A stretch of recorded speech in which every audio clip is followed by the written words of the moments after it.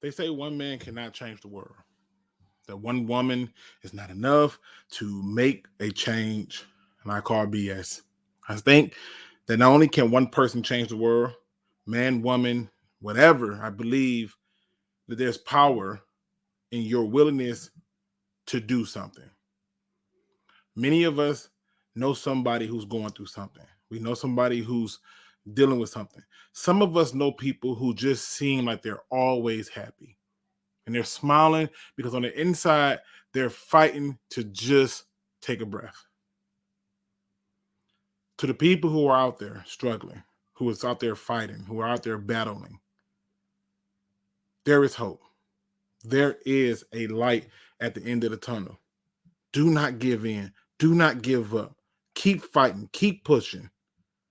Keep pounding the drum. Whether you know it or not, you matter. And we need you here. We need you here. And all you have to do is dial 3 numbers, 988. 3 numbers, 988. And if it's truly an emergency, then dial 911, a number you've been taught since you were 3. But we need you. I want to take this time to do something a little bit different. I want to thank Man Hour. I want to thank Buck and the people from Man Hour for joining me in this fight. Going forward, you're going to see some things a little bit different here because I really am about change. I really am about helping and doing whatever it is that I need to do to help. And one of those things that you're going to see is a new shirt, a shirt that has been designed to send a message, a shirt that has been designed to give you hope, to let those that we know that we love them. And it's the Stay shirt. This shirt will now be going forward on my site, aka this channel. If you read it, it says Stay, tomorrow needs you. This is a message and a call to action. Comes in many different colors, right? Which is really beautiful to have. Pink, if you wanted to go that route. Blue. And this is my personal favorite. Just a simple black and white. This shirt is going to do 2 things. The first thing it's going to do is that every time you buy from there, proceeds will go and be donated.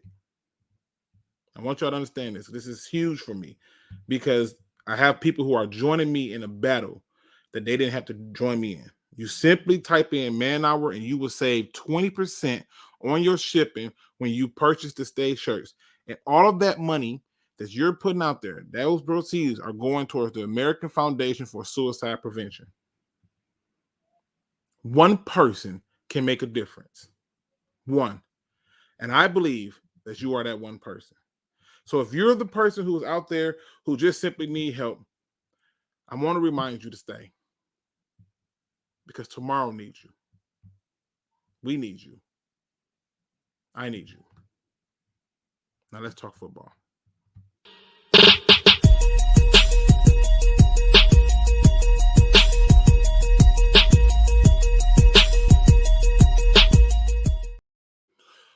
What's going on, Pride Nation? I am back in this thing and I'm about to piss some people off today. Oh, the ignorance that's about to come out today. If you're not for it today, I totally understand. Please excuse yourself right now. The pettiness is about to go down. The pettiness is about to happen because the pettiness is going to come in the form of truth.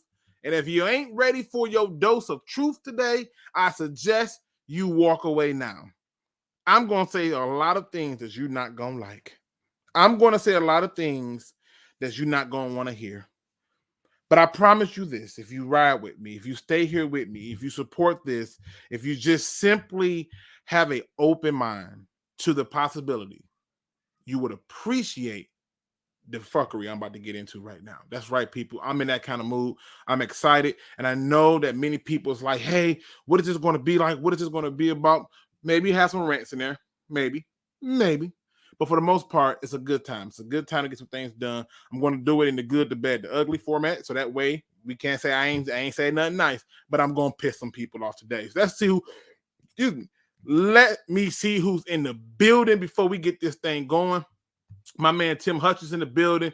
Friendly neighborhood Lions fan. Love that damn name. 82 Rio is in the building with me. Looney Tune. My man's Jon Kapler, who dropped the video earlier today.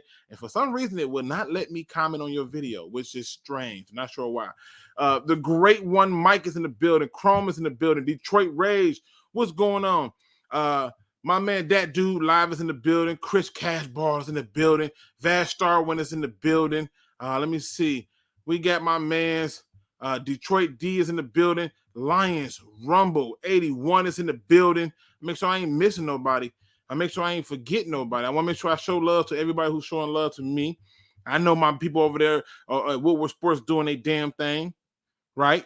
Living their best life. But I'm finna give some whole lot of dysfunction to some things. That fan man is in the building. My man Anthony from Roar the Lions UK is in the building. If y'all ain't checked them out, it is linked on every freaking video. There's no excuse. Get it together. Get it together. One pride is not just that. We got my man Lions Talk with Micro Mike. I'm sure y'all all subscribe to him, but if you're not, shame on you. Burn for it. But surely you should be already subscribed to him. We got my man Noel. I know I'm gonna botch your name. I know I'm gonna do it. Peralta? I probably did that wrong. We got my man Detroit Made Me in the building. My man Dan Spanos. People, to the people out here, make sure we keep my man Dan in prayer and in high hopes as Dan is embarking on a journey of himself and is I don't think he know how much love can push something through. But even if you're not a believer, simply put some positive energy into the universe for those people who are fighting battles with their health and other issues. So make sure you show love there. And then we got my man Gavin in the building. We got my man 9 Drinks, One Funky Lion fan in the building. We got my man's, oh, wait, skip on me now. Wait a minute. That went faster. Went a little too fast for him. Cap Ice Cold is in the building. We got, let me see, Crimson Shadows in the building. Make sure I ain't forgetting nobody. Marcus Willis is in the building. I'm gonna make sure I don't miss none of this stuff, people. We got my man Raw in the building, aka TA's in the building. Listen, I'm finna get right to it. First things first, off rip. Here it come. The good. Let me please. Oh, wait. Andre R is in the building. What's going on, sir? Make sure I don't forget nobody. All right. Let me be the first to say I'm damn proud of you as a fan base. I am very proud of you as a fan base for one reason and one reason only. They said the game was sold out. And I skeptically believed that, and I could have been wrong, but I just knew I was going to see more green jerseys than I were blue. And it was a damn blue wave. Congratulations to you. Congratulations to you for actually creating a home field advantage. It was so damn loud in that stadium that my head still hurts. I literally could not hear my own thoughts. Kudos to you for showing up and showing out. I applaud you. Last year I went to the home opener. It was a sea of red and white. Very shameful. I had people trying to tell me, oh, you're looking at the visitor side. No. This was so beautiful to see. I mean, in the skyboxes and everything else you could think, there's just blue. Shout out to you. Kudos to you for that. To every person who showed up to that game, the tailgate, and the whole city was rocking. I just got to give it up to y'all, okay? What's going on, Joseph? Got my man Joseph Murdoch that showed up in the building. Okay, all right. Let me see. And I know I don't want to forget him. I don't want to forget him because I know I just saw him. Where is it at? There you go. Joseph Osteen. What's going on, brother? All right. Now, another good thing The Lions. He said, Herman said it was the loudest he had ever. It was so loud. It was so freaking loud. It was so loud that I tried to record the volume on it and I tried to have it play for y'all. And it was so loud that you really cannot hear what was going on. It distorted the microphone on my phone. And I have a very nice phone. It distorted it. It was electrifying. It was beautiful. And then here's the best part. Every time the offense touched the field, you can hear a rat piss on cotton. I mean, you understood the assignment. God, yes. This is what I want to see in home games. This is what I want to see. Now, another thing that was good was obviously the Lions had fight in them. There was dog in them. They wouldn't give in. They started out, but hey, they had fight in them. What I want to point out is to all the people, again, this may not be for you, but if you're one of those people, don't get mad. To all the people who told me that DeAndre Swift is not a 3-down back, to all the people who told me that DeAndre Swift can't carry the load, when are you going to start to open your eyes and stop it? Because DeAndre Swift was the sole reason why we were probably even in that game. It was electrifying to see him run. First play, 50 yards. He's running towards the end zone, and I'm just waiting for him to just run towards my arms. I knew he wanted it, but he didn't quite get there. I was okay, right? But they had an idea of what they wanted to do. Another good thing, I have been the number one critic. Again, it's one game. It's overreaction maybe, but it's one game. I have been the number one critic of a particular player. I made a video saying he's not worth a top 10 pick. I doubled down on that, tripled down on that, and I stood on it. I even said that he would probably be better served going over to the safety position. And I must admit that I was highly, highly proud and happy to eat crow for one day that Jeff Okudah showed up. That Jeff Okudah actually looked like he had a damn heartbeat. I was happy to say it. And before anybody decided, well, they didn't really throw it to him, they tested him. It was no go. And you know the one thing that I will tell you, again, it's one game. I'll give praise where praise is due, but it's one game.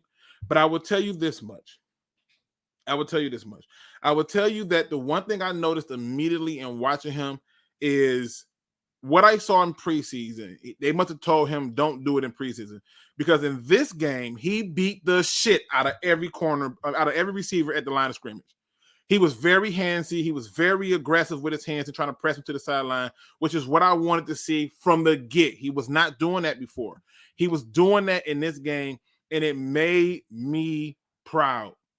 I want to give the flowers out. Now, there's going to be some people I'm not going to mention. There's a reason for it. We'll get into it. Another thing that I want to give a semi-love to is because Malcolm Rodriguez started, and a number of people said he was going to start. I did not believe he would start. I also didn't believe that the linebacker core was going to be that damn bad, but nonetheless, he started, and there was life. There was some life when he came out there and played. However, he's also going to be in my bed at some points, and we'll get into that later. However, what I will tell you is I was happy to see that he was at least a starter. Okay, that was a good thing. That was something that I don't want to overlook. I don't want to treat it like it's a small thing. He played, and that was a good thing. Okay, there was one play that you would have had to been in the stadium to see. I don't think they showed it on TV, and I don't know why. But his short height actually came into an advantage where a lineman was getting ready to block him. He completely ducked underneath them and made the tackle, and I was like, "Well, all right." So love every bit of that, right? Love every bit of that. Love the play calling on offense. I was like, okay, I can see some ideas of what's going on with the offense. Love that. Love the fight. Love the comebacks. Love the fans interaction. I've never sat next to a more group of nicer fans. Also, let me shout out the subscriber who provided me the ticket. Man, you were awesome. Thank you so much. I am not used to taking anything from anybody, and I was a little reluctant to take it, but I'm happy I did. I got a chance to meet you, rock with you, yell, scream, holler, and all those things in between. So to you, thank you so much for that experience, and it was a blast. I could not thank you enough, and thank you for trusting me. With being a person that could go to that game and rock it with you. So thank you for that. I want to make sure I hit on all the good, because when I get into the bed, I'm going to piss off a few people. I know I'm gonna piss off a few people. So let me hit a few more goods. I want to say I was excited for the adjustments that the offensive coaches, pretty much all the coaches made throughout the game. I was excited for that. I was very ecstatic about that. I was happy to see that they hunkered down. All right, now I can go on with some more good, but I got to get into the things that's irritating me because my soul says yes, and I need to talk about it. Let's get into the bed.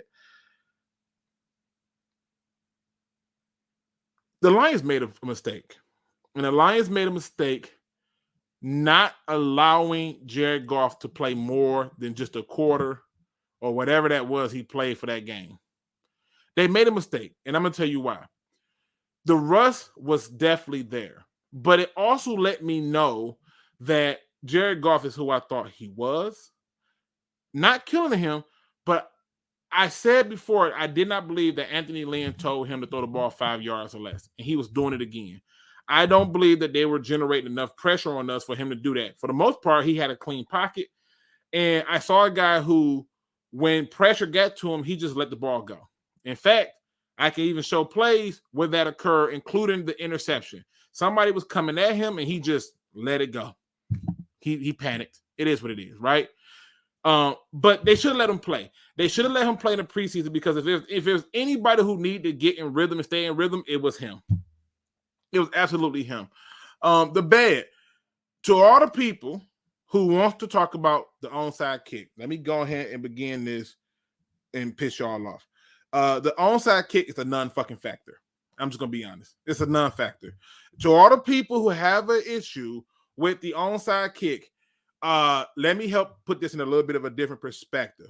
I don't care what analytics say. I don't care what Pro Football Focus say. I don't care about people saying things like, oh my God, you had so much time left. Why did you kick the onside kick? It was the third quarter. I believe it was 4 minutes and 20-something, 25 or 5 seconds, something. It was basically 4 minutes on the damn clock in the third quarter. They're down 10. And at that point, the Lions defense hadn't stopped the damn Eagles from doing much of nothing. The Eagles at that point, and I'll show those who don't believe, the Eagles at that point were already having long freaking drives. There wasn't like 1 play here, 2 play there, 4 play out. No, it wasn't that. That wasn't the game we was watching. Those were 9, 10, 11 play drives that was happening. And you get into a game where you're down 10, where else are you going to try to catch them off guard? Now, if you want to complain to me about, the execution of the kick, fine. Complain to me about the execution of the kick. You want to tell me it's bad timing? I call BS on that. Because every person in here know, had they got the onside kick, we'll be talking about how gutsy he is. The balls on him must be huge. Oh, how great he is. He must be something different. But because we didn't get it, we want to make that about the game. You want to know when the game got lost? Because it certainly wasn't because of that onside kick. That had nothing to do with it. You want to know what when the game truly got lost? Is when they decided after your running back was running wild to just bench him. We're going to go and call a bunch of pass plays and put the ball in the hand of the quarterback. This is where the game was lost at. They had no answer for DeAndre Swift. They had no answer. And what we did was come out after he just went down there and the Lions defense got to stop, and we come out and run 3 pass plays. 3. And if that's not enough, let me just show you. I want you to put it in perspective because some of y'all have been tripping. I've been staying quiet. I stayed away from a lot of channels because I did not want to be influenced. I had my own views and I wanted people to understand. I want y'all to take a second to look at this. Lions opening drive ate up 4 minutes and 42 seconds and 13 plays. Then you turn around and you get 11 plays, 40 yards from them. Okay. Lions come out. After getting the stop, let's see what they do. Oh, Goff, pass short right to St. Brown, minus 2 yards. Huh? But this was all on Anthony Lynn. Got it. 6-yard run from DeAndre Swift. Great. Keep going. Keep going. Incomplete pass to St. Brown. Punt. What's the very next thing that the Eagles did? 16 plays, 97 yards, 7 minutes and 55 seconds for a touchdown. But y'all complaining about the onside kick. Let's get to the second quarter. The Lions come back in response to that at a 7-7 game. We get a 1-yard run. Yes. 2-yard run. Yes. It's third down. We get an incomplete pass short. But it's Anthony Lynn. And they punt. They punt. And then they come out and they get 6 plays. I want you to hold on to this 6 plays because this is probably the only time you're going to see it. Then, even after this, they punt. The Lions get the ball back. Now, this is their moment. This is where you get a chance to take it over. The crowd at this point, trust and believe, my throat is still healing, was so damn loud. I couldn't hear my own screams. And that's not even me exaggerating the facts. They come out, incomplete pass, 1st and 10, incomplete pass, 2nd and 10, 3rd and 10, incomplete pass, punt. That's where your game was lost at. And in case you're not keeping track, in case you're not wondering what's going on, I want you to take a second to look at what happened directly after that. 11 plays, 2 minutes, 10 seconds, 66 yards, and a touchdown. And if that's not enough to still ask you why the onside kick matter, if not then, when, that's it. Let's talk about what the Lions did next. They come out, 3 plays.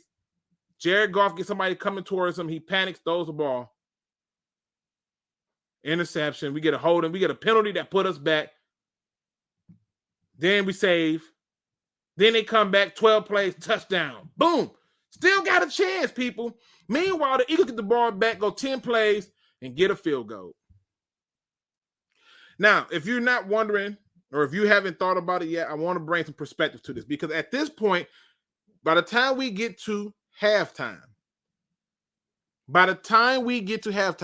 can somebody in the chat, I need your spirit on this. We worried about onside kicks because we didn't get it. But everybody and their mama will be in here celebrating if we got that onside kick. I want somebody to go and tell me how many carries did DeAndre Swift have at halftime. I guarantee you somebody wasn't paying attention, but I was tracking it. Go and tell me how many carries did DeAndre Swift have at halftime. I'll wait. I want somebody to tell me. I think it's something that you need to look at. I think it's something that you need to talk about. While we're concerned with onside kicks, that if not then, when? How many carries did he have at halftime? So I got 10, 11, 7, 14. That's from Crimson Shadow. Crimson Shadow said 14, 10, 11. Raw, 8. Okay. What if I told you it was literally 6? 6 carries. The first one went for 50 yards. 6 carries. The man had 6 carries by halftime. Make that make sense. If that's not enough for you to understand where this game was lost at, for all the people who tells me he can't carry the load, I want you to put this in perspective with the league's rushers. Take a look. I'll make it big for the people who can't see. Take a look. These are your league rushers so far in week 1. Saquon Barkley broke one for 68 yards and still got 18 carries. Meanwhile, we got 15. Really? They gave the ball 31 times to Jonathan Taylor. He got 15. Nick Chubb got 22 carries. Leonard Fournette, 21. Cordell Patterson. Who the hell is Cordell Patterson? 22 carries. You wondering where the game was lost. The game was lost when they abandoned the run. They had no answer for DeAndre Swift. You could have literally ran the ball and called he could have been the LaDainian Tomlinson of the day yesterday, and all you had to do was give the ball to the hot hand. And if there's anything that disgusts me the most, that pisses me off the most, that we're not talking about, is how the Lions in another game at home 5 years of not winning an opening game, did not ride the hot hand. But we're talking about onside kicks. We're talking about onside kicks. Because that's the problem. That's the issue. That's the issue. The issue is that. And I haven't even gathered to the defensive side of the ball. I'm just giving you where the game was lost at. That man had 6 carries in the first half. And out of those 6 carries, we look back and he finishes the game with 15 carries. But you want to hear the more atrocious thing? Because I had to argue with people about this last year. Ask me how many carries did Jamal Williams finish the game with. Ask me how many carries did he finish the game with. Don't even worry about it. 11. How does he get 11 carries? I went through this entire running backs this week. I could not find a single running back duel who carries was that damn close. They're still doing it. Don't tell me that he was out of breath. He can't carry all 3 downs. He gonna break. Then let him break. Let him break. Because you're giving the ball to a guy that nobody's worried about. Now, when Swift is in the game, I watched them call a play action with Jamal Williams in the game. Not a single player bit. Not a single player bit. And he got sacked. Quarterback got sacked. Not a single player bit. Called a play action with DeAndre Swift. I bit. The cameraman bit. The referees bit. The defense bit. The dog bit. The dude that stood outside with the bucket and the drums bit. Everybody bit on the damn play. But we're talking about onside kicks. That's the problem, right? That's a dumb decision. It's ridiculous. Let me give you another way of looking at it. Did it ever occur to you that during that game, that the Lions, to that point, in case you wasn't keeping track, had not but once in that game held them to 6 plays? You don't believe me? Let's keep going. Right out the gate, 12 plays, 67 yards, 4 minutes and 39 seconds. Lions find some life in them, run 7 plays, get a touchdown. Great. Come back, 7 plays. Quick, swift. Touchdown. And guess what? Though this is after the onside kick. You know why? Because here's where I'm finna piss a lot of you off. Your favorite Michigan DN was out of fucking gas. Oh, he was tired, people. He was tired. And that's where I'm about to get even more patty. This onside kick, to me, was a signal to the defense. I need you to hold here.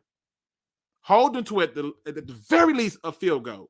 And if they are going to score a touchdown, guess what? It only took 2 minutes and 28 seconds off the clock. Because Lord knows we couldn't stop a nosebleed. You couldn't.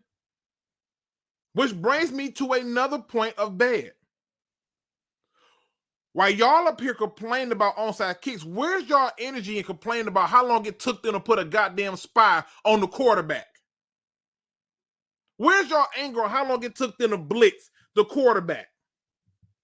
Where's that at? Where's your anger for that? Where's your anger for when Tracy Walker goes and make a play? I don't think the slide thing was that big of a deal, but the punch was stupid. Gets ejected, and the same guy that everybody hyped up, again, it's game 1, but we're not talking about this. We're talking about onside kicks. The same guy that everybody hyped up that was drafted in the 3rd round as a safety, when your starting safety goes down, he don't come in. A guy named Juju Hughes come in. And if you was paying attention to the game, how I was paying attention to the game, Juju Hughes couldn't seem to find where the hell he was at. Where was Kirby? Where was Kirby? Now, granted, it was a rookie. It was a rookie.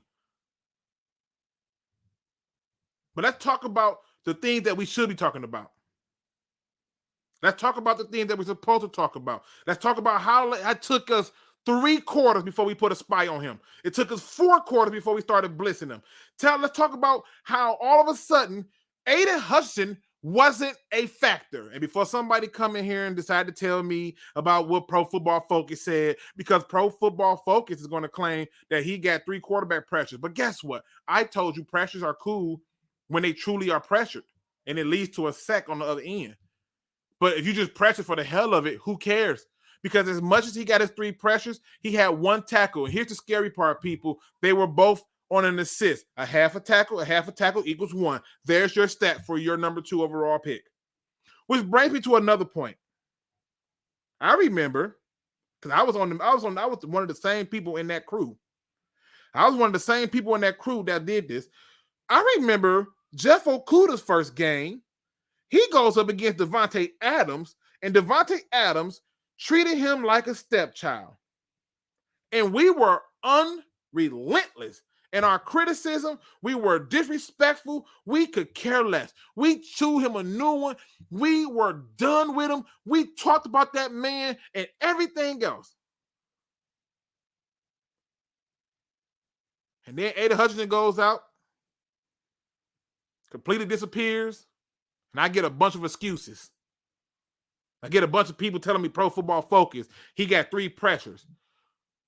Was that the ones where he was on his way there and the guy ran by for like 20 yards? Was that the one? I got people telling me linebackers don't matter, and Chris Boris is still running with his back to him while the quarterback is running right up his ass. We ain't talking about that. We're talking about onside kicks. I told you I'm going to piss a few people off today because some of us was watching the game with our hearts and not watching it really with our ears. Not watching it with our eyes, not taking it all in. We were doing something else. We're going to make excuses for him. I'm sitting around a bunch of super fans, a bunch of Lions super fans who is trying to figure out where the hell is Aiden Hutchinson? And before you start talking about the sacks, scratch that. Where is he at in the run game? What happened to setting the goddamn edge? What happened to that? We're not going to talk about that. We killed Okudah for his first game. Killed him. And then we give excuses to them. Then I get messages like this.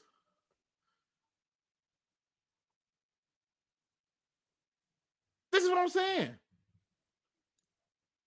Now, I want you to understand something.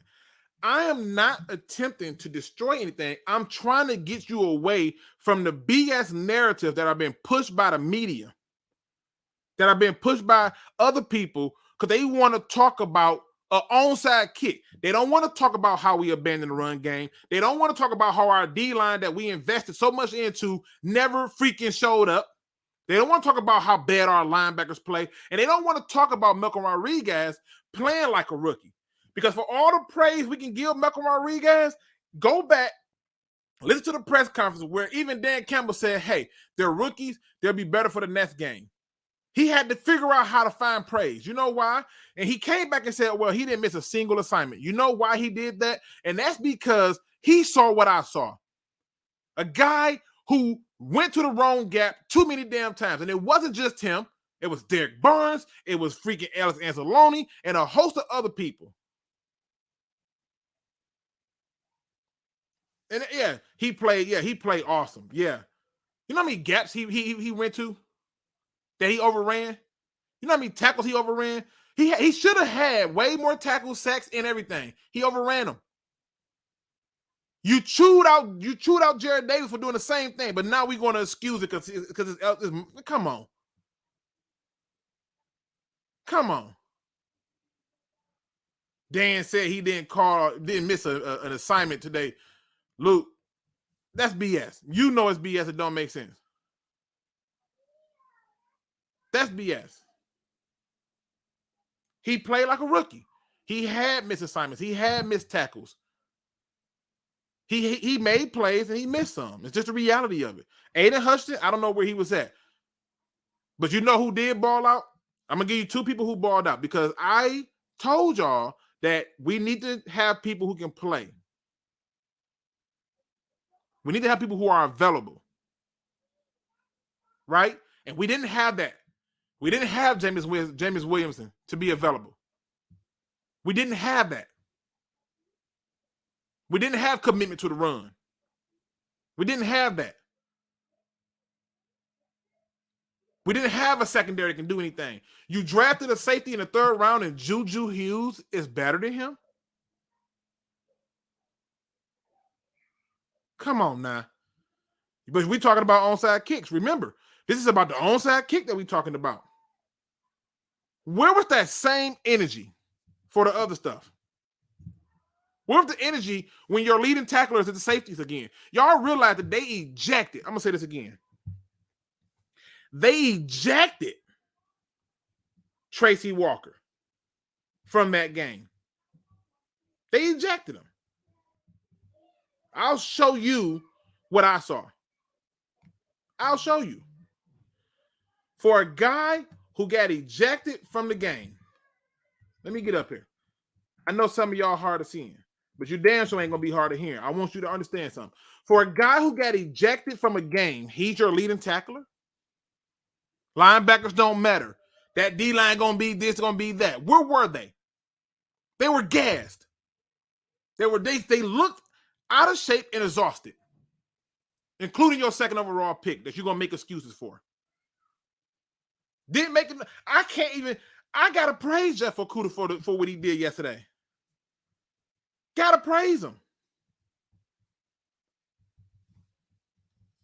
Your leading tackler is the safety who got ejected. Make that make sense.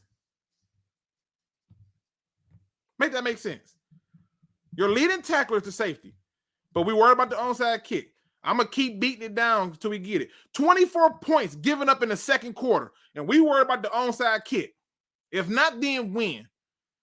That tunnel vision. Everybody wants to be focused on that. Let me get to the ugly. Because that was the bad. Let me get to the ugly. We don't have a linebacking core. I don't care what you say. I don't want to hear about McGraw. We don't have a linebacking core. We don't. We just don't. I watched this whole entire week of games, linebacker at the linebacker make plays. We don't have that guy. We don't. We just don't. Your long sack came from the damn safety. Your pass deflect that should have been an interception came from the safety, and all your tackles came from a safety. Why? Because nobody's talking about Aaron Glenn not putting a spy out there and Dan Campbell letting it ride. Nobody's not talking about that. It's disgusting to me. And I'm upset because the reality is that's a game we should have won. And yes, Jared Goff wasn't always the best, right? In fact, I saw a bunch of plays where I'm like, God, you got to hit the guy in stride. You got to hit him in stride. He wasn't doing it. He wasn't doing it. And again, it's only one game. But I'm only going hard for this one because I want you to understand, get away from the BS talk about the onside kick. If not, then win. They needed to be put in a position to make a statement. That was the position. And if it failed, let's say, for example, they get the onside kick, everybody be on here jockeying. If let's say, for example, they hold them to a field goal, brilliant idea. But what we're not looking at is how that allowed for them to get a shorter field, and if they were going to score, which they apparently were, they can do it. And that was in the 3rd quarter. People acting like he did an onside kick in the 4th with 6 minutes left. And it don't make sense. They're criticizing another coach for his decision to punt because he decided that it was more important to not lose the game just as much as it was to win it. And he took the tie with the Texans tying it with the Colts. But we're not going to talk about that. Oh, don't get me started on that wheel route. Don't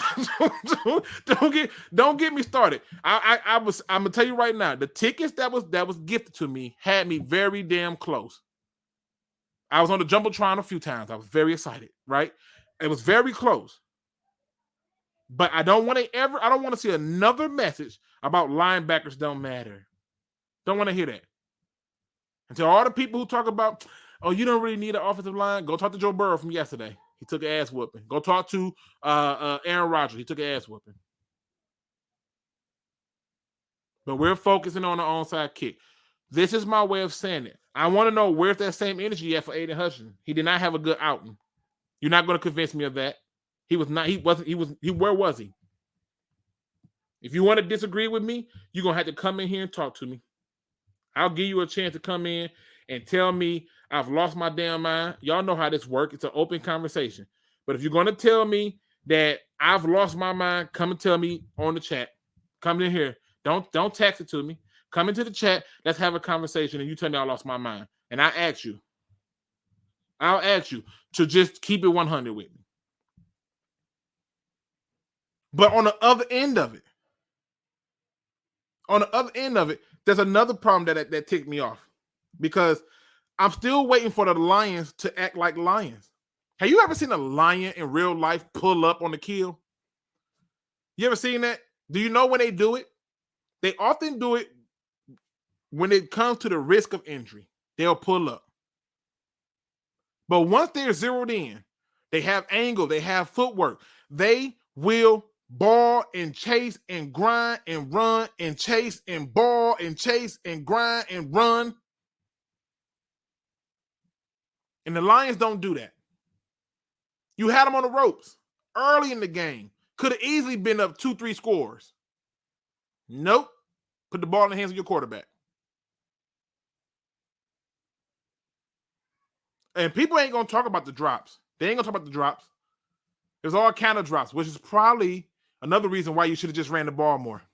In fact, if you go back and you look at the game, the moment they started running the ball, they actually got going.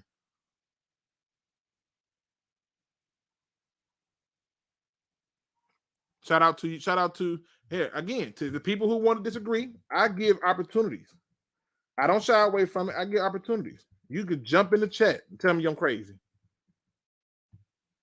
Jump in the chat, tell me I've lost my mind. It's pinned up there. All you need is something with a microphone, a cell phone, tablet, computer. Jump in. It's pinned up. But to tell me, oh, we don't know football. Come on, Melvin. You said, bro, y'all don't know football. That was one of the best defenses in the top offensive lines. Go learn football. They were so top that the man had to run for his life. I got it. You're right. They were so great. They were so great yesterday. That D-line was so great yesterday. The Eagles was amazing. You know what? They were just 100% just killing our quarterback. I mean, he clearly never had a clean pocket. That D-line was ferocious. Newsflash, good. Logan Steinberg, yes. Those 2 penalties, terrible. Outside of those 2 penalties, performed. And guess what? He held his own with the rest of the offensive linemen. There was one play I watched Jonah Jackson get bulldozed straight over. It happens. Melvin came in the building. I'm going to give him a chance to tell me I'm full of shit. I'm going to give him his chance. I see you in the back, gentlemen. I'm gonna let y'all in the building. Got to get my man Melvin in. Melvin, you ready to rock and roll? I just need a head nod, brother. All right, let's get it. Is my mic on? Your mic is on. You here to tell me I'm full of shit. Go ahead, talk to me. No, I ain't gonna tell you full of shit, but I understand the emotion. You know what I mean? That's just what it is as a Lions fan. We're gonna get emotional about every single game, and that's just what it is. But I had to sit back after yesterday's game and say, okay, we lost, right?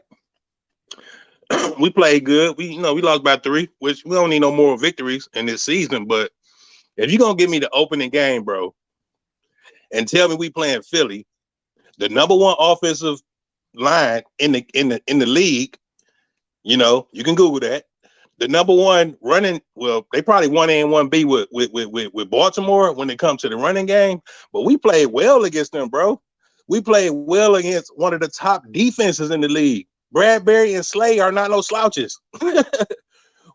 Brandon Graham is still over there. They still have a defensive line. Like, we played good, bro. And I know we shouldn't be thinking about the past and the moral victories and all this and that, but you got to understand our defense is lacking, not because of the coaching, but because we missing some players that we drafted in the 2nd round, and Pascal, and I think, who else missing? Lehman Neal or the other dude? I mean, I got chewed out for pointing that out, but I'm just putting it out there. We didn't need no help from those people. But go ahead. But one more point, though. One more point, real quick. This is the NFL, bro. True. If our strength is the defensive line, they're going to figure out how to take that away. And if you talk about the NFL and the number one offensive line that been playing together for 2 and 3 years straight together, they going to figure a way out to take our strengths away the same way they used to with the Dominican Sue when they was coming with the short passes when we thought our defensive line was the shit. And everybody who beat us with short, quick passes. You know what I mean? Like this year's Lions are a good defensive team. They just so happen to play Philly in the first game, period. Okay. Let me ask you this, Melvin. What did our players and our coach say about moral victories? Oh, we don't need them. Okay. So we talked it out the window. I'm in agreement with them, right? They're the professionals. Yeah. I'm in agreement with them. All right. Oh, now, yeah. Let me ask you this. I'm going to go back and I'm going to show you this because this is a little bit of a homework assignment. Okay. I understand that we talk about that D-line. I want you to look at the top runners right now. I'm leaving this up. I want you to look at it. Take out Miles Sanders. Just look at 1, 2, 3, 4, 5, 6. Those 6 right there. I want you to go back and look at all the teams that they went against front 7. You're going to find that they have something in common. Okay. They're going to find something to comment. When you find it, come back, post it in the chat. Let me know. Because I think what you will find is this. We can talk about it being NFL, but the pick 6 was a huge play. And they tried to say that, he threw that because TJ Hawkinson ran the wrong route. That's bull. No, that's bull. He panicked because the guy was in his face. I'm pretty sure I can probably show it on here. Yeah. Nope, this ain't even it. Where's that damn? Here you go, the pick 6. Let me see if it let me show it. All right, let me see. All right, let me get this right here. I can't slow it down. But right here, you can see that somebody's in his face. And he looking that way. Eyes on. You can see the guy right here getting grabbed. Right. He is really focusing on him. He thinking he going short at this point. Mm-hmm. But because this dude had somebody in his face, he just let it go. Damn. He just let it go. Yeah, I know, man. I saw that. So I hate to see it again, but I saw it. But again, we can't talk about that's a detrimental play to the game. It's detrimental play to the game. If you think about it, when you score 35, you're supposed to win. If they score 35, take that 7 away, that's what, 31? Yeah, but dig this though. At the end of the day, we really got to hone into our strengths on the offense, right? Like we ran Swift the way he's supposed to run. He ran the Brock really good yesterday. He should have had more opportunities, right? He should have had a little bit more opportunities, right? 15 carries, bro. And plus, if this the Lions team that we going forward to win with, you draft a tight end and you got Amon-Ra St. Brown all up in the middle of this field, bro. All navigating all these linebackers and safeties. Ain't no way in hell they supposed to get the most targets, period. Like the deep shot should come after the run game been established and after you killing them over the middle. But we had the run game early that would have set up the deep shot, and no. We have to do that all game. Like I know, and that's the problem. But we talking about onside kicks, Melvin. That's what the problem is. And that's why I'm disgusted by the narrative of onside kicks. Onside kicks is not what we should be discussing. Other things. It hurt, but that wasn't the reason we lost. You know what I mean? I would say that pick 6 was more the reason than the onside kick. I mean, at that point, it's just coaching, man. He called the call, and if he make the onside, what they say, if he get the onside kick, he a genius. But if he don't get it, it's the most messed up play in the world. 2020. So you can't follow for that, Melvin, man. If you want to hang out in the background, you can. Hey, man, good seeing you, my dude. Salute, yes, man. Sir. I'm back in the business, though. Let's go. All right, listen, I got people in the building, man. I'm going to get them in. I'm Rumble, I see you back there. Anthony, I see you back there. Crimson Shout, I see you back there. But we got a Manny in the building. I don't know if Manny going to come in and shit on me. I don't, but it's all love. Manny. What's good, Luke? What's going on, brother? What you got for me today, man? I'm just trying to get people to change the narrative and focus on why we really lost that game. And it was abandoning the run and a defense that couldn't do nothing. And our second overall pick was really not a factor in the game. And for the people who want to say that he was double teamed, go back and watch that tape. He got a lot of one-on-ones. Just go back. What you got, Manny? I got to talk about these drops. DJ Chark is paid $10 million for 1 year, correct? I forgot his contract, but I know it's high. He runs a simple curl route in the red zone and drops it. And then following that, you get 2 Stenberg penalties that would not have happened if you catch the ball, we're in the 5 and run the ball with Jamal Williams. Fair. You have to help out your team. We're not that talented. Any mistake counts. The Eagles, I didn't see one mistake. Not one mistake. Well, I mean, it's one of the things, man, where for me, the mistakes did add up. And there were those small ones that turned into, they was like those little like anthills. It became a mountain. You know, the pick 6 was huge. That's a free score for the defense. The long drives were huge. The lack of tackling on plays by linebackers was huge. The lack of pressure from the D line was huge. The only 2 D linemen that I really felt like were doing something was Aleem McNeil and Austin Bryant. Yeah. But we are short on D tackles. Bugs, I mean, I don't know. These draft picks have to be available. Because these guys... Manny, don't say that out loud, Manny. You're going to get canceled for saying that out loud, Manny. Because the last time I pointed that out, I was told I was a hater. I'm being called a Wolverine hater right now, but we chewed out Okudah for getting destroyed by Davante Adams. But go ahead, Manny. Be careful what you say. People watching now, you're going to upset a lot of people with those kind of statements. Yeah, there's just too many injured players. You can't pull up. And wait, one other thing about Jalen Hurts, people are giving this guy too much credit. I'm hearing he's a top 2, top 3 mobile quarterback when there's Josh Allen, there's Mahomes, Russell Wilson, Kyler Murray. Justin Hurts, I mean, whatever. Hurts ain't that good. The truth is, if they put a spy on him earlier, which they did later, which is why he had to start throwing from the pocket. And the scary part about it was when he threw from the pocket, it was a clean pocket. Yep. That's the issue for me. And to me, it's disgusting to see because we should be better at this point. I expect more from the 2nd overall pick. And I get that it's just one game. Don't get me wrong. It's just one game. What do you think about that speed package with Harris and Hutch on the same side? I don't think it's bad if they get home. But I think when you have I put it this way, I watched that game and I walked away feeling like there isn't too many people that I feel that you can rotate in and I'll feel confident about. I didn't feel like that. And to me, if you're going to have them both out there on the same side of the ball and I'm a defense, I'm just going to run it to the opposite side because who's the opposition on the other side? Exactly. I think we're doing a bit too much here. Just a bit too much here. We just got to play fundamental football. Keep the DNs on either sides. I mean, it was cool to see, fun to see, but the result, it wasn't there, man. And like I said, it's frustrating. As all get out, I want you can hang in the background and chat with us in a minute, Manny. The people are coming in, they got opinions. I'm not willing to just overlook certain things. We chewed Okudah ass out for what happened to him by Davante Adams.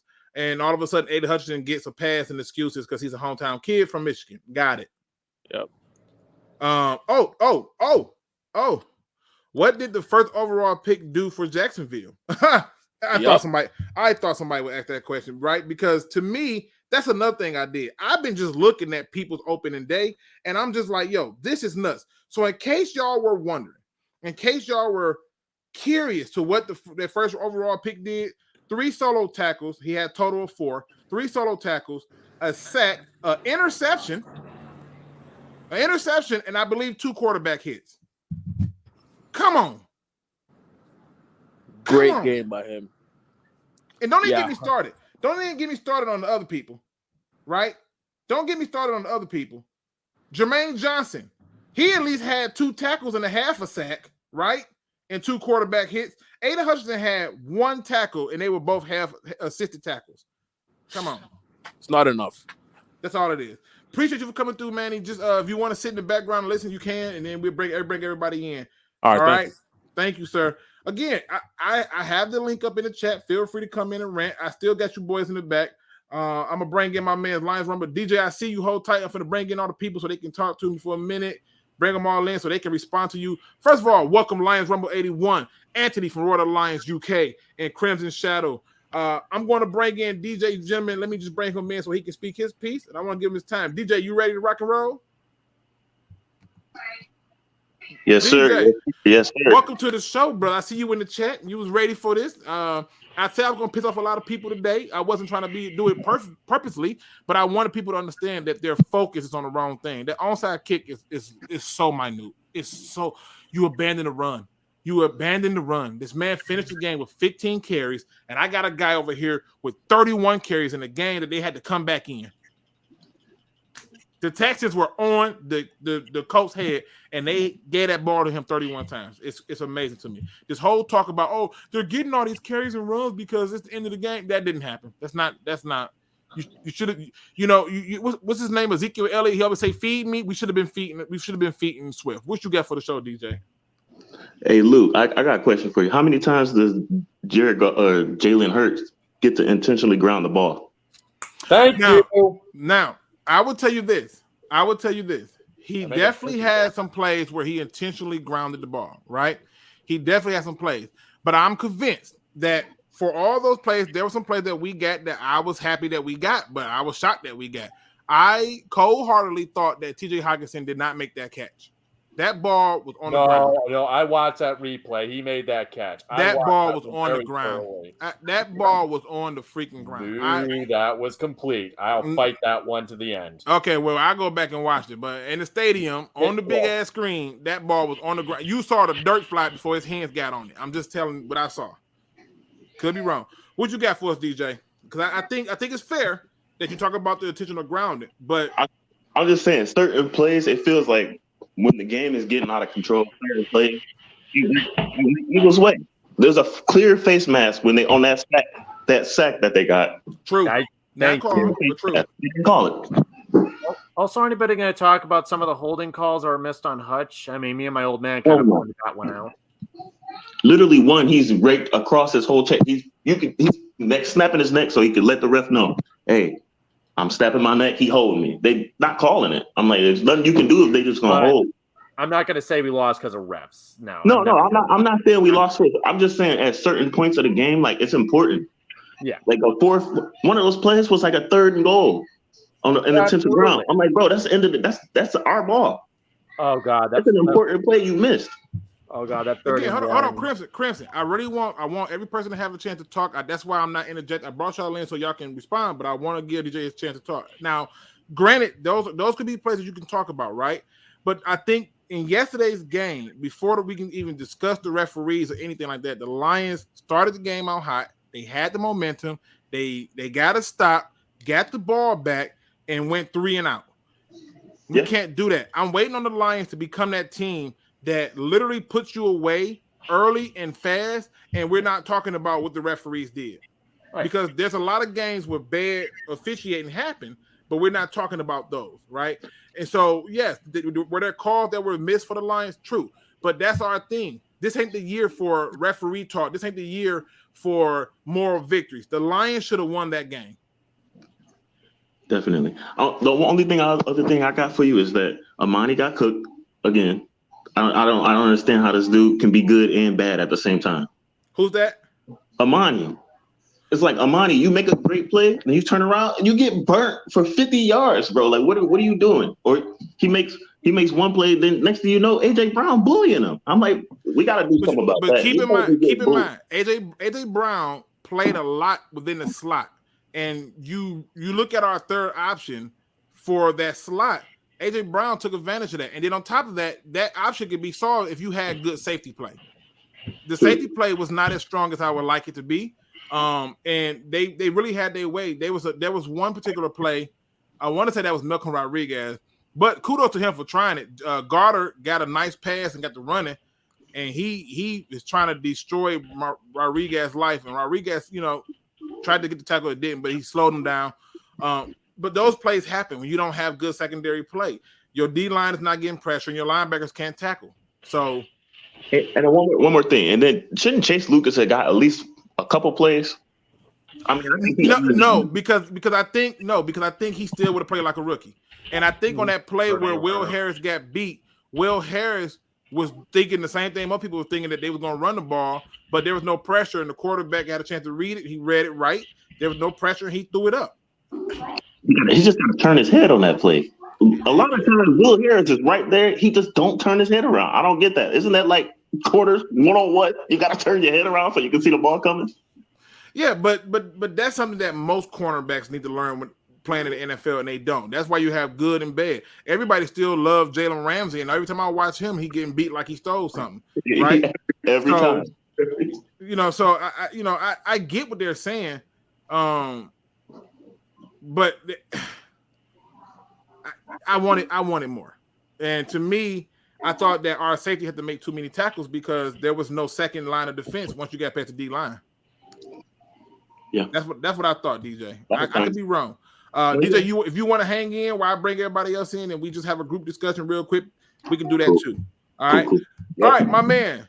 We start off with my man Lions Rumble. Rumble, what did you think about the game? And then we go to Anthony. I saw Anthony's with the Roar of the Lions UK family today, and I was dying because I could not get in there to comment because I was doing work stuff. And I'm like, of all the times, this is when y'all decide to do this. Okay. You know what? We starting with Anthony because I feel like Anthony did that. He did that on purpose. He knew I wanted to hear it. He knew I needed to hear it.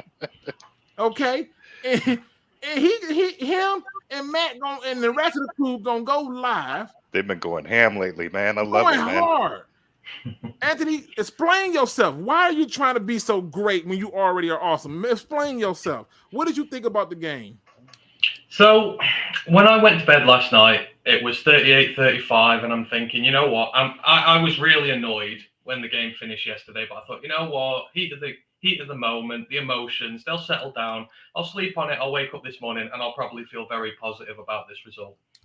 I woke up this morning, I had to think about it, and nothing had changed. I still felt angry. I still felt annoyed. I was still with what happened yesterday. And you want to know why? Let's take the box score out of this, because for me, people can get too wound up on scores. People going, we only lost by 3 this time, not by 40.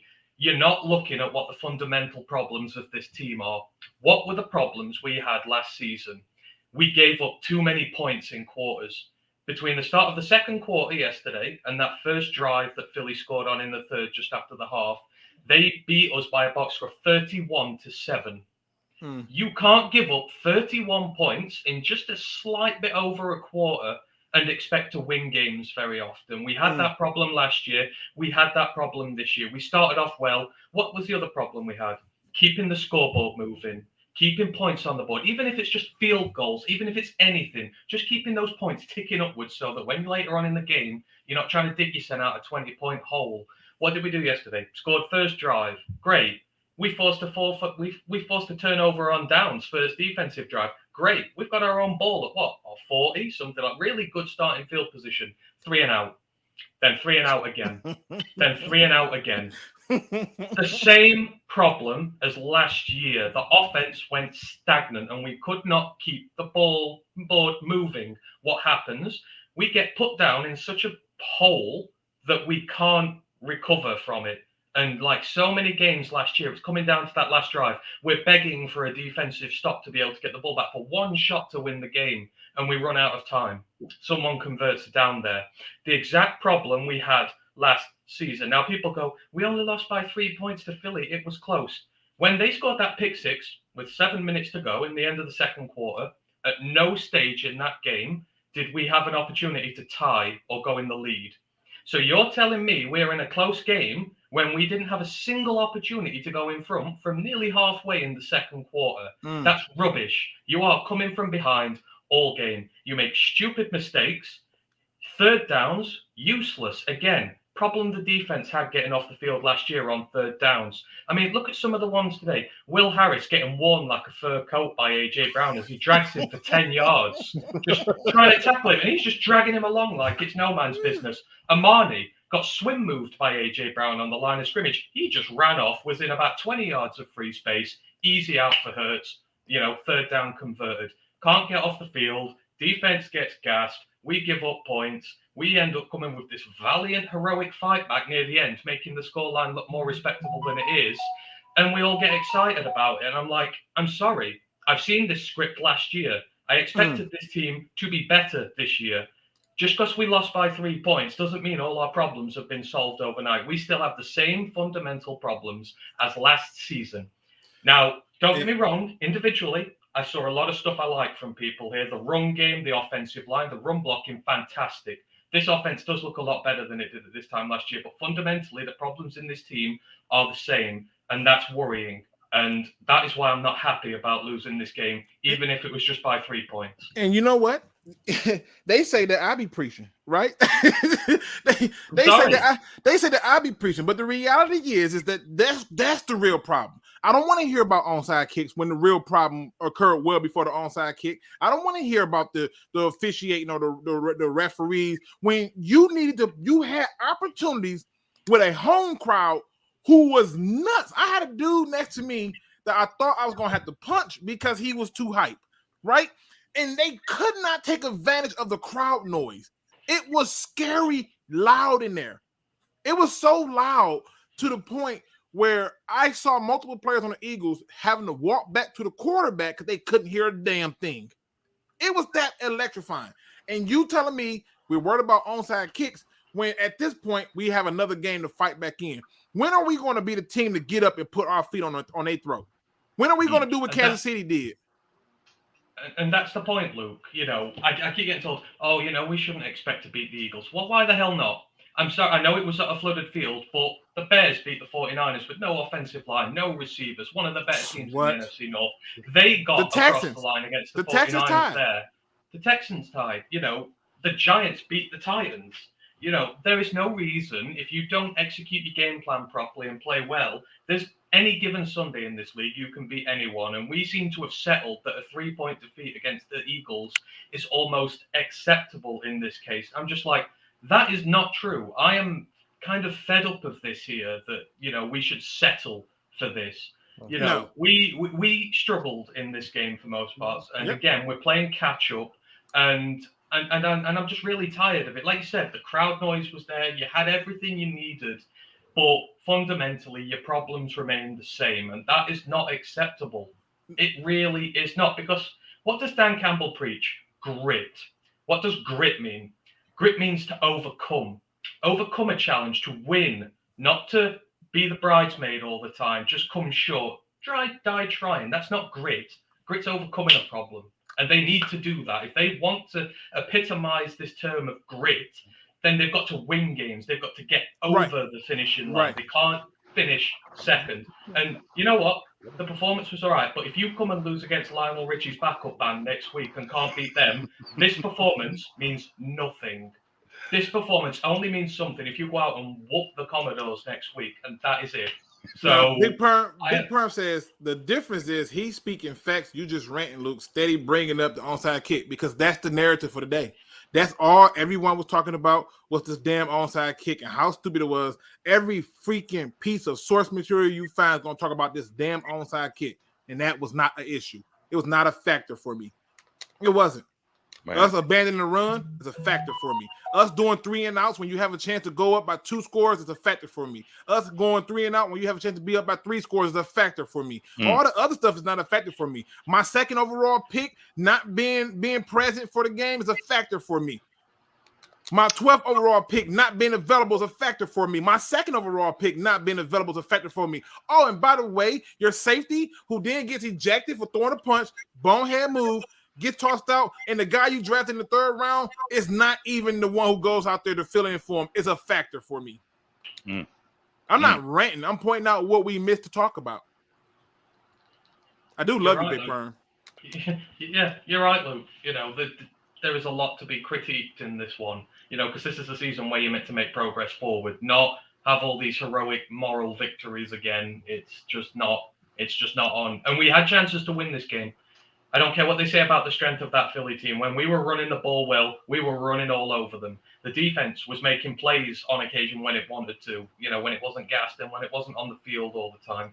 Bad coaching with the onside kick, just all these little things just held us back from a game that we could have won if we really executed right. And that's what really annoys me here. I'm not settling for this. It was just 3 points. That's good enough. It ain't good enough. It is not. Man. Yeah, listen. And again, to the people, I know people probably think the Big Perm, they don't get how you can be passionate about something, disagree, or have different views and it'd be cool. But this is the reality. And I do gotta pay some bills before I let you go, Rumble. Let me pay these bills because I gotta show love. I gotta show love to these guys because y'all don't understand when they told me that they were so moved by my commitment to helping people save a life, to make sure that they don't do it because we need them. They went out and made these shirts and said we got to do something to help, and they took this task on. And I want to make sure I give them all the praise. I got to change my description link, but it's going to be in there. Let me make this up there. This is brought to you by Man Hour. Again, we're trying to get them well over 2,000, but they are going to cover all 32 teams and a multitude of sports. So check them out if you can. Please show love and support. But also on top of that, what Man Hour does is give you a variety of things to do. You're going to see me talking to some of the other team YouTubers who are part of the Man Hour team and group. You're going to also see me doing a host of other things. But more importantly, for those people who don't know, they have introduced the Stay Tomorrow Need You shirt, and it matters. I when I saw the shirt, just so you can see, and here's the back of it. Right here is manhourradio.com. It shows you on the back of the shirt. But the Stay Tomorrow Need You. When I saw the shirt, I cried. I literally cried for so long. I didn't know how to respond to it because I wish that was something I could have told my friend. I wish I could have told him, stay, tomorrow needs you. And I didn't get that opportunity.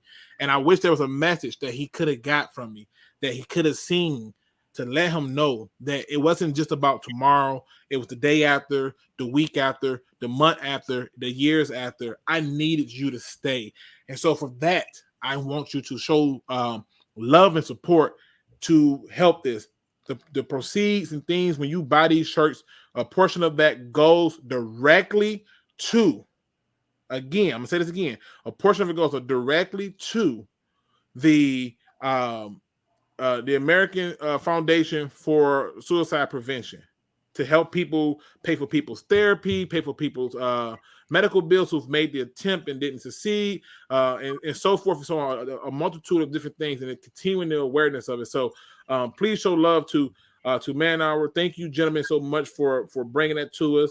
And again, we'll get back to talking that football. All right. So Rumble, and again, once I get everybody's opinion, then DJ will have an open forum to go forward a little bit and get it all in. And to everybody who's in the chat with me, thank you so much. Hit the like button, subscribe, notification, and bell. It is an open forum, so feel free to come in and yell at me. I'm not shy. I'm not running from it. The only reason I'm not on here is because of employment, and I got to make sure I can pay bills to have internet to do this. But what are your thoughts on the game, Rumble? Man, I'm kind of right there with you guys. Us, being longtime fans. Again, it was shortcoming. Some of the things we saw were same old Lions, mistakes. But then I got to look at it, and it's going to sound like an excuse, but hear me out. We have a second-year head coach. We have a second-year offensive coordinator, first-year offensive coordinator, second-year defensive coordinator, young players. We're literally trying to put our paw print on the league right now. So shout out to those guys for showing up. Last year was not what we were supposed to be. Kudos to those guys for showing up. But again, like you said, Anthony and Luke, huge mistakes. We should have had a spy on a QB. We should have set the tone. We were at home. We should have had a QB spy on him immediately after that first gash. We should not have escaped from the run because they couldn't stop us. They couldn't stop our running. They couldn't stop the running back. And again, we should have been more aggressive as far as running the ball. Those 3 and outs act like timeouts. Excuse me. Those 3 and outs acted as like timeouts during that second quarter, man. They gave them way too much time to just go down there and shove it down our throat. So all in all, I give our guys like a B for effort. I give our fans an A for showing up. You said you almost lost your voice yesterday. I did. So you were over there getting loud. I lost my voice. I enjoyed the game. The just seeing everybody. Just, man, it was loud on the TV, and I enjoyed it, man. I had it loud in here, man. Like I was at the game. I didn't care. I had it. I didn't care. But yeah, man, I thoroughly enjoyed the game. And again, there's some mistakes that we can clean up, and we're young. And but we do need linebackers. Let's not. I got to bring my other guests in, but I want to address this question right here because I think, and again, shout out to you for I hope I say this name right. I always mess this up. Menelik Kato, did I say that right? If I said it wrong, I'm sorry. I botch names all the time. Even the real easy ones, it's bad. But he says it's hard to run the ball. And I see you in the back, Gnome. Hold tight for me. He said it's hard to run the ball when you're playing from behind. That's exactly what the coach did. They ran the ball playing from behind. And before we get to the point of saying it's hard to run the ball when you're playing from behind, let's start from when they stop. So let's kind of put it into a little bit of a different perspective. I don't want to just keep saying, well, it's kind of hard to run the ball when they, just this right here is the first play. I want y'all to just take this all in. All right. Let's just take it in. All right. Let me just get this on down here and get this going. All right. Right here. Where is it at? All right. So the first play they come out, there's a negative short pass to Swift, right? And they figure, all right, it's 2nd and 11. And he breaks off a 50-yard run, right? And then they put in Jamal Williams, and he gets us 7. And then they put in Jamal Williams again, he gets us 4. And then they do a short pass, get the penalty, Logan Steinberg, whatever. All this happened in the first quarter, but after that, I think he cleaned it up. Then we get an 11-yard run up the middle by Swift. And a 9-yard pass and a 4-yard run, then obviously we get the touchdown. Where basically I thought Jamal Williams would stop, but then that boy kept himself up and got in for the touchdown. So you talking about a guy who has 6 runs. They go on an 11-play run and then get taken out by downs. You get another chance to come back. You run the ball one time in that 3 possession, and that was after a -2, and then you get an incomplete pass and you get a 3 and out. Then they come down and get a touchdown at the 16 plays, and you run 5 plays, and you run the ball 1, 2, and then a pass, and then we're out. And then they come down and do 6 plays, and they punt. You come down and run 4 plays and punt, but that's after you go pass, punt. So you are literally abandoning the run before it ever got going. So before you ever really got down, you could have still been running the ball. In fact, my rule of thumb is if you're up, run the ball. Right? If I have a lead, I'm up 7-0 or 14-0, I'm running the ball. It chews clock, and I control the game. And they gave up on it. So before we could jump to it's hard to run the ball to come back, that's exactly kind of what they did. They started using the run in the second half more, which then opened up so many other things for them. And to me, that's where you start to see like, this is where they started to get more cautious in how they was approaching the game. The Lions come out themselves, and then even in this one right here, after the kickoff, and mind you, they're trying to come back. 4-yard run, pass, 5-yard penalty, pass, 11-yard, incomplete pass, then you get 11-yard pass, 25-yard pass, then touchdown, right? On another run. Because you have to run the ball. And if they ran the ball early on, we wouldn't have had the problems that we had to be down because we would have been still in control. That's the only point I wanted to make. Let me bring in Gnome real quick, Crimson, and we're going to let you rap. Gnome is Jay is in the building. What's going on, Gnome? What up, dude? What's going on, Gnome? What's up, Gnome? Oh, not much, man. How everybody doing? I know everybody a little heated about yesterday's game. I'm heated because we should have won the game. Honestly, this is just the type of person I am because I didn't peg us to win it. I can't be mad, but I was a little frustrated at times. I'm like, damn, we got a chance to win. And yeah, I agree. I had 3 things that I came away. I just got done streaming myself, so I just had 3 things that I came away. I said I didn't care about the offside kick. I just hated the way they chose to do it. But the execution was horrible. Yeah, execution was horrible. But the decision, I'm okay with. Yeah, and the 2 other things. This is important. The 2 other things was the timeout usage on the second half was dreadful, and then the let to give Swift more than 15 carries. Like that was the whole issue. I'm like that giving him more carries literally could have won us this game. Like that's the whole thing. Because you gotta understand, it wasn't not just because he was Willing Dillon. If you really pay attention to the blocks that they was laying on that D line, they was hurting them dudes. Literally, they was coming out the game because they was hurt, man. The blocking that we was doing, not just the offensive line, but TJ and the tight ends. No wonder why they kept 4 of them on the roster. The blocking packages, man, they was tearing Jordan Davis out the game. Cox wouldn't. They kept him out. Come on, y'all have to take advantage of y'all run blocking, bro. Now, I do want to point this out because shout out to my man JEMlive over here. JEMlive to me is still one of the most amazing people to take a billion pieces of information and squeeze it in there. I will be going live with him to talk about this game and more at a later date. We'll announce it when the time comes. But shout out to him. He said so much to talk about this game. Can't wait to have you on. I can't wait to be on. My man Crimson Shadow, what do you got for us, man? What are your thoughts on this? Finally. The worst part about being last is because everyone hit on a lot of the points that I want to say. That's okay, but you still have perspective. I know. But the only point I really have when I was watching the game, I was at my folks' house when I was watching it, so it was both me and my old man watching it. Other than the whole penalties thing, I'm not going to be that Lions fan that we lost because the refs. I'm not going to be that fan. I'm not going to live and die on that tree. But for me, the onside kick. Yeah, at first I was like, what the F? But at the end, I thought to myself, okay, if he would have got it, I'd be saying he's a freaking mad genius. But it is what it is. You took a gamble. And if you want to win the NFL, gambling tends to be your best bet.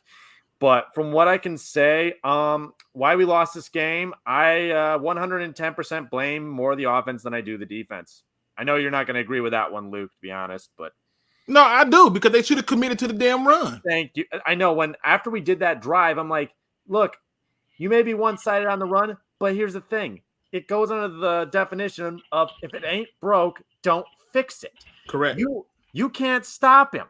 Like, look, your O-line is dominating their D-line, which I was very impressed. That D-line is not a slouch D-line right there.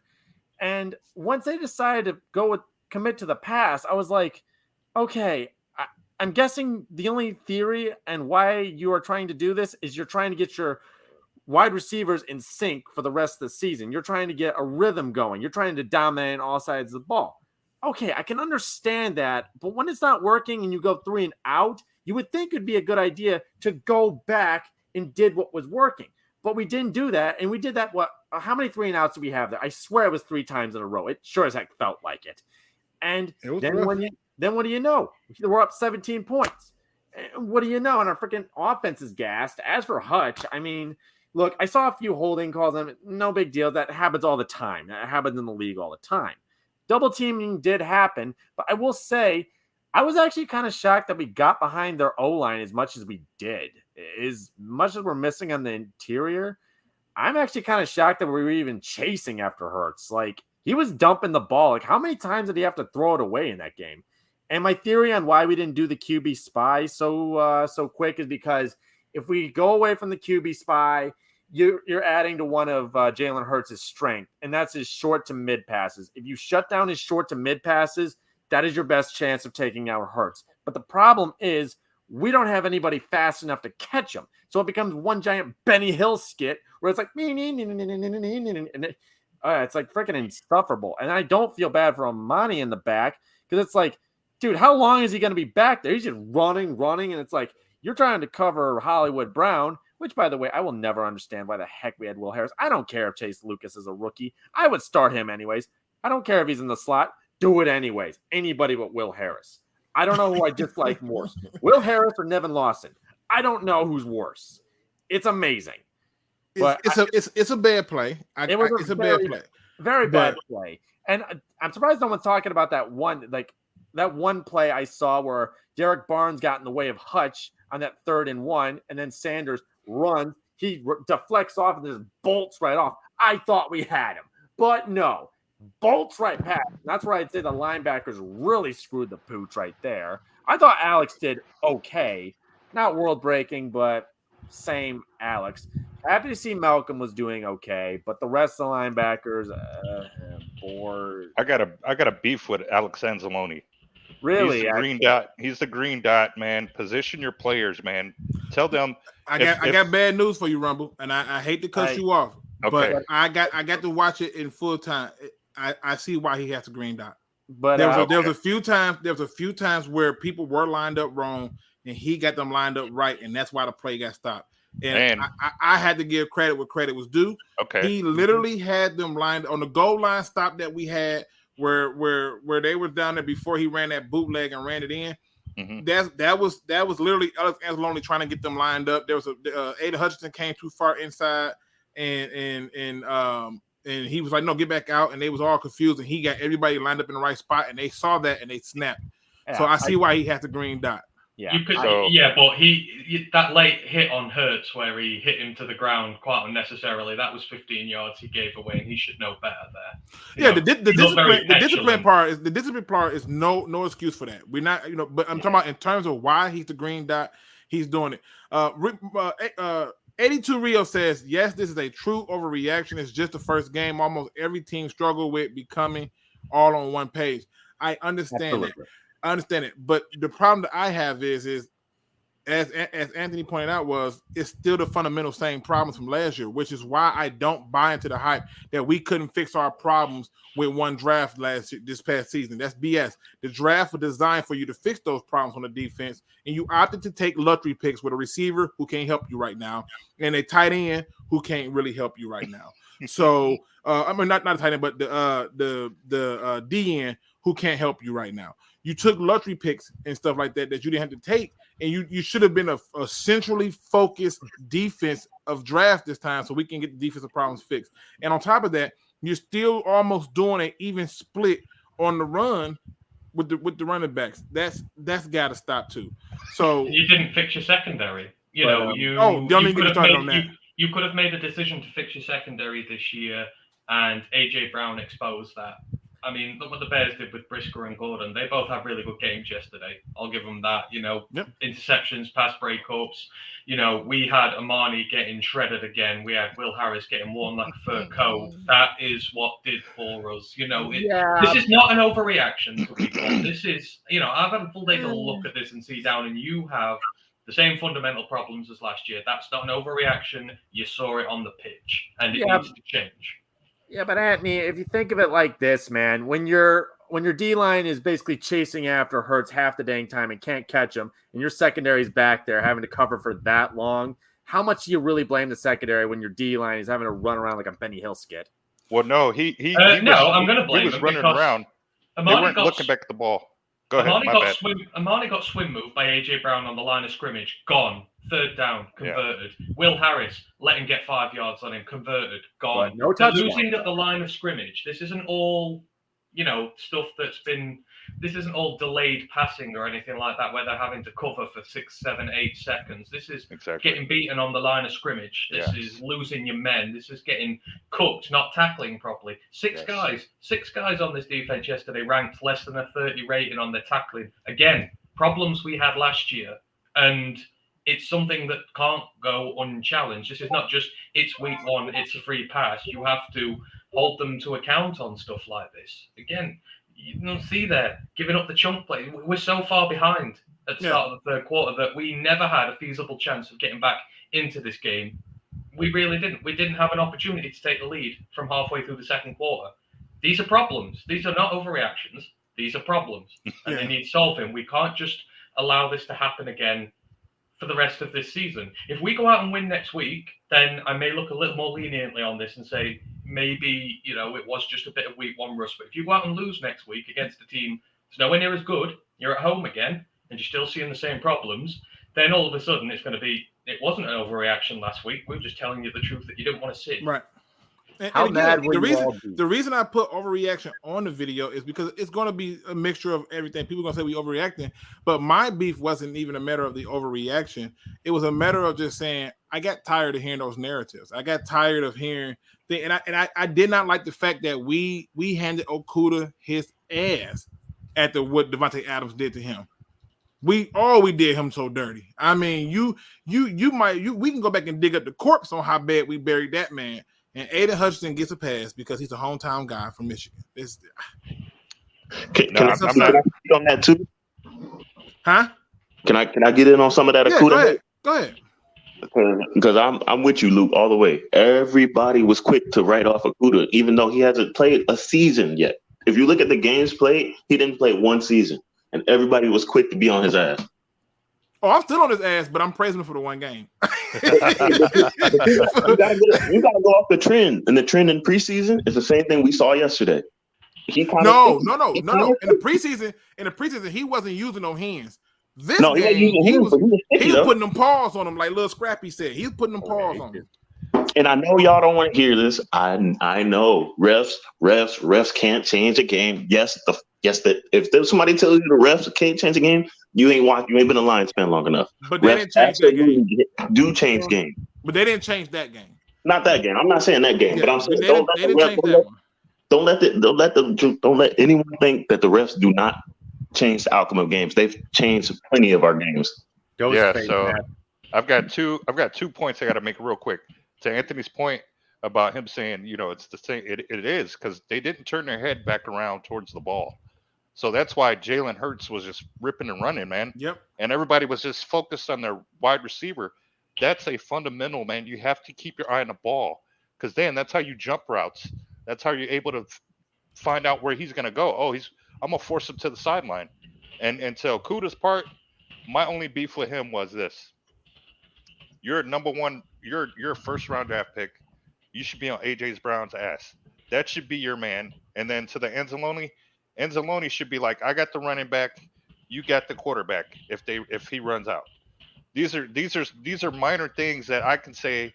And I'm not a football player by any means, but these are minor things that I wish I would hear them do on the field. Like, if you're tired of chasing Jalen Hurts, okay, next time I got the quarterback, you get the running back. Especially in those RPO situations. That way, there's a helmet on the ball, and even if they don't get to the guy, at least whoever's blocking, somebody's going to be available. But what I saw yesterday was just, secondary with their back to the ball, and then Hurts was like, "Oh, the whole middle's wide open for me. Let me go ahead and take off real quick." And that's my only beef, man. But they're young, and exactly. They're young, and we should expect these things. I just like I said, it's the narratives for me. And like I said, Malcolm Rodriguez did a lot of good that game. I'll give my praise where the praise is deserved. He did a lot of good in that game, but he also had a lot of rookie moments.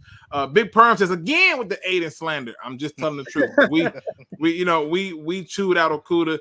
Joseph Osteen says Adams own Okuda. Hutch played fine.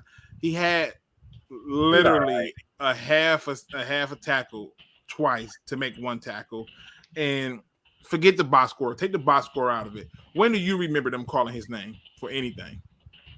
May I ask one question though? Go ahead. Okay, I know we're doing ifs on this one, but how mad do you think everyone will be here if we get our ass whipped by the Commanders? I'm gonna be real pissed. Because you gotta keep in mind. You gotta keep in mind. I had us beating the Eagles, the Commanders. Oh, I didn't have that. I definitely had that. The Eagles were a big F. If you can't beat Washington at home after a performance like that, with the crowd on your back, with the crowd galvanized and the team playing better, then you got to give it up. There's something wrong. There's something wrong. Not to mention, your season just got a lot easier with Dak Prescott being out for a significant amount of time. So by the time you play the Cowboys, you're probably going against Cooper Rush. Buddy, I got a Cowboys fan. He is so mad. And Washington have lost half their D-line. That's the strength. Oh, I forgot about that. They've lost Fedarian Mattis. He's gone. Chase Young came to have 250 yards. There you go, Luke. Fedarian Mattis was another round 2 DT pick, so it's not just ours that get injured as well. But But they've lost depth there, so that's their strength. You are going up against them with your offensive line. You should be ruining whatever is on that front there and running the. Yeah, Swift should be getting 150 on this. I'm put it like this. How good is their O-line, by the way? Like compared to the Eagles? Hold on, I think Nomis was saying something. Hold on, would you say Nomis? I'm gonna put it like this. What I mentioned earlier about us wrecking the Eagles D-line, if you're saying that they D-line is hurt, then I need to see them running out this goddamn city next week. Because the way I see it, next week we should be coming up with a nickname for that O-line. That's how much I expect us to change the fundamental. I need to hear the players this week. I need to see articles hearing that they've been having meetings, talking up for each other. I should be seeing Deuce Staley and Jared Goff going to the coaching staff, rest of the coaching staff, like, we need to get Swift involved more. I should be hearing these type of things coming up. I'm sick of the cliche. But you know what's going to happen when that happens, right? Then Jared Goff will be able to really dot people up because again, there were some drops again, but that to me is another issue that I'm going to hope that they do next year. Play your starters a little bit more, or if you're going to play them that third game for a half. I need them to come in with more fresh bodies than what they were. Yeah. You know what? I don't think. I think you're talking about as far as the preseason stuff that we usually deal with every year. I don't think that's the issue. I think sometimes because we've seen this, like game one, like even Stafford will come in and be cold as ice and be off, and I think it's just something they doing fundamentally that ain't right.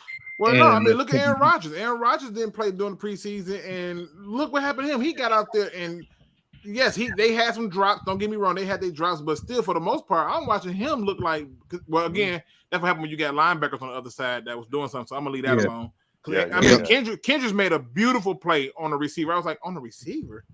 Yeah. Like, are That's you also kidding what me? happens when you own over 70% of the roster space. For If I recall, look at the Patriots, how'd they do against the Dolphins? Well, listen, Dolphins I know always have that their it's Monday night. I know it's Monday night. I know Monday night football game comes on. Seahawks are going to be playing the Denver Broncos. I don't want to keep people too much longer. I do want to put things in perspective. I hope we gave y'all an enjoyable show, and I do thank everybody who came in and showed love. I'm just trying to keep it so we can get to that game. I know I'm going to upset a lot of people. My comment section is about to get blew the hell up. I know it because, God forbid, I say anything negative about our second overall pick. Your standards, you're not going to tell me that you expected that from him in his first performance. I'm still too high off of what happened from Ndamukong Suh, and I'm still too high off of how we treated Okudah after his first chance on the field, getting torched by Adams while playing hurt. I don't know if Aiden is hurt, but he certainly was out of breath and got gassed in that game. Just putting it out there. And if you really look at it, we can do shoulda, woulda, couldas. If you don't have the pick six, you figure they scored 31, we scored 35. Nonetheless, we should have won that game, and that's my opinion of it.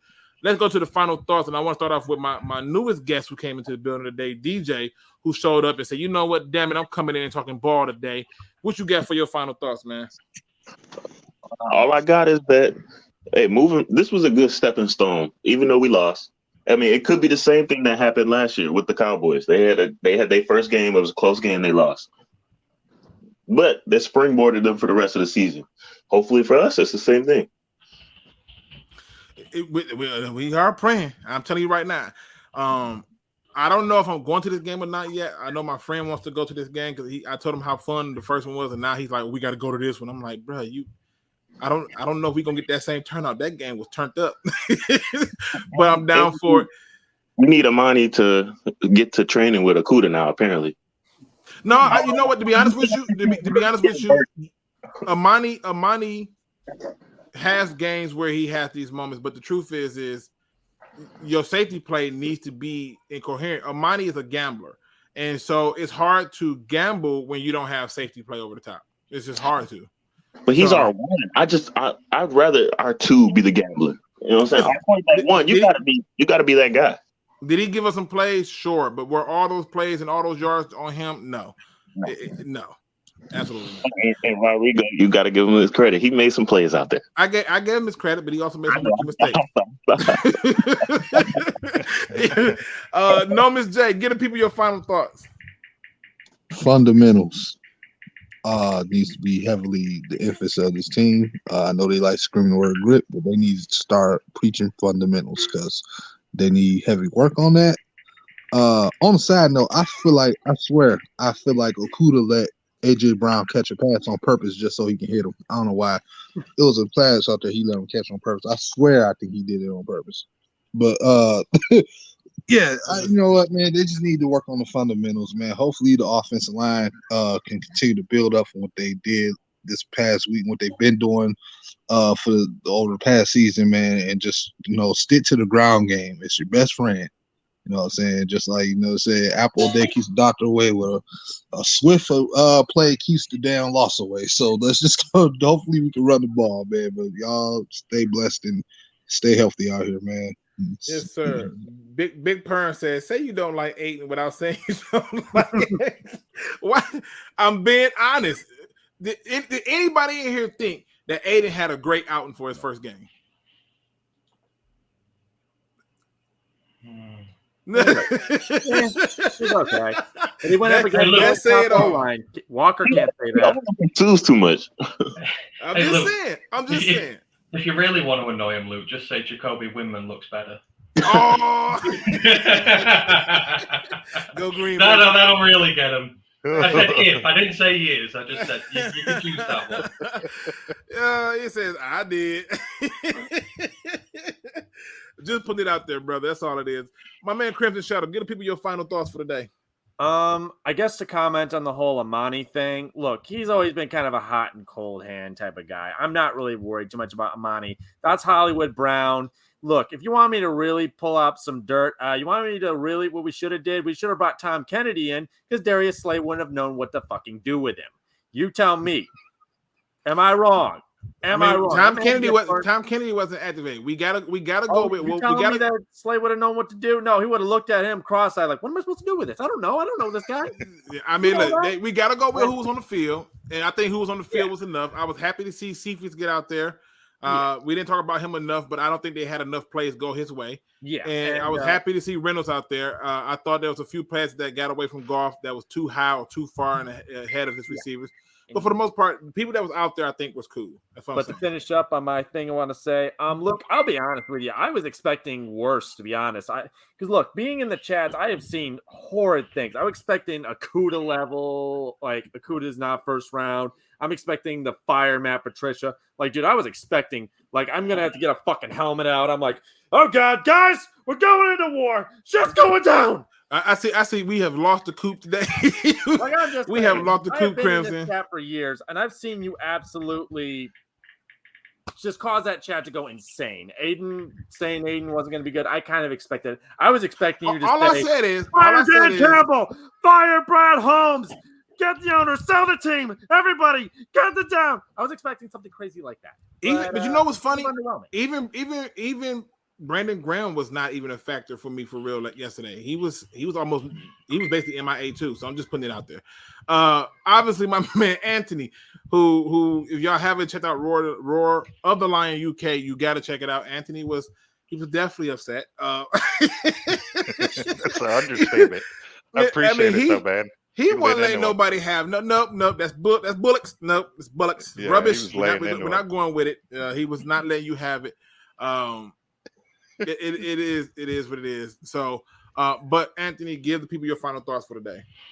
I just want to say I'm sorry for not being my usual optimistic self. I am, you know me. Don't apologize. I am the Kool-Aid chugger of all Kool-Aid chuggers. I like to be optimistic about this team. I like to look on the bright side of it, but I also want this team to win. I want this team to achieve its goals. I want this team to get to where it's set out to go. And I just can't write off yesterday as the box score was better. We're a better team.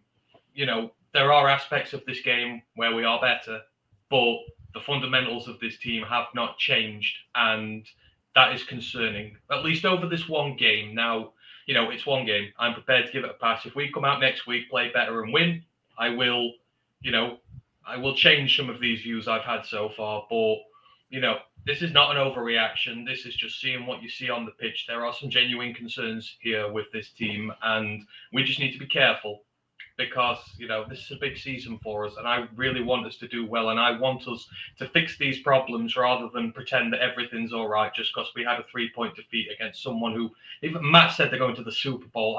The amount of hyperbole I've heard about the Eagles so far, they ain't gold standard. You know, we could have beaten them. We maybe should have beaten them. I'm just hoping that we fix it for next week. I'm hoping that we take down lesser opposition and we show that we actually are moving forward here. But I think this week the response has been perfectly justified. I think there are issues that need to be sorted, but I want Sunday to get here. I want us to see us kick the Commodore's ass, and I want to see us get this thing moving. So hopefully we can do that. Agree. I mean, if we lose to a team called the Commanders, like that's like an 80s movie with Chuck Norris in it. Like, seriously. Oh, wait a minute. It is a movie, right? Oh, it's Commandos. Yeah. Lions Rumble 81. Man. What are your final thoughts? Man, thank you for dropping this gem today, man. As always, shout out to the panel. Shout out to the chat, as always. Yeah, man, I think this first game was really we're really behind our team, man. It showed that the city's really behind this team, and that's one of those intangibles that people don't even talk about. So the city's really behind them. Even people across the pond, they're really behind them as well. Anthony and those guys over there, man. So I think honestly, at the end of the day, we can take a lot from this, both negative and positive, as you put it today, Luke. So the fundamentals, man, get back, turn your head around and look at the ball. But yeah, moving forward, man, I think we have these next 3 or 4 games that we can potentially make some noise and put people on notice. If Philly was the measuring stick, well, we pretty much we're right there. We're so close. 1 or 2 possessions, we would have won this game. So shout out to the panel again, chat, you, Luke, and all of One Pride, man. Enjoy the game next week. I think we set the tone next week. I think we put up huge numbers against that depleted NFL team. And Dan Snyder owns the league. He owes the league a game. So I think that's the game that he's gonna he's gonna softly kind of not say anything. He don't want to put his team under the microscope more than they already are. So Wentz is not a running mobile quarterback. I think Hutch is going to show out next week. So I look forward to that. I hope so. Man. I'm praying for it too. How is their O-line? All right. Well, we'll get to that. We'll get into it. Yes, sir. What you need, son? You watch Blippi and Gabby? Yeah. Well, it's time to go to bed. I know it sounds sad. All right. Thank you, ladies and gentlemen, for joining me, rocking with me. Everybody who came in on the panel. Thanks, DJ. Thanks, Melvin, for coming through. All the people showed up. Nomis, Crimson Shadow, Anthony. Just the people in the chat. Y'all was lovely and everything. I know y'all, it's going to seem like I was negative, but I wanted to get away from a lot of those certain narratives, and I wanted to focus on what the main problem was. We have to be able to put our foot on people's throats and keep it there, and that's the best part of it. Today's positive quote comes from the internet. Don't know who said it, but I like it. Success does not come from what you do occasionally. It comes from what you do consistently.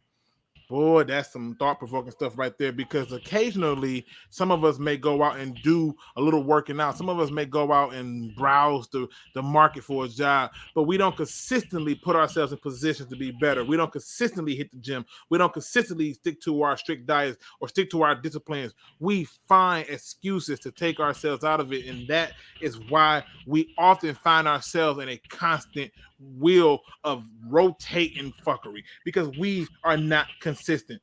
We are just occasional. Occasional is cool when occasional is needed, but you need to be consistent to be able to be successful. It does not come from what you do occasionally. It comes from what you do consistently. I'm challenging you to consistently push yourself to be better. Consistently ask yourself to move in a direction that sets you up for greatness, and consistently apologize to yourself when you fall short. We are only human. We will be better the next day. And with that being said, ladies and gentlemen, hit that like, subscribe, notification bell. Please go out and purchase one of these stage shirts. I want to change the description as soon as I end this stream. And as always, don't be no chump. Please do your research. We are out.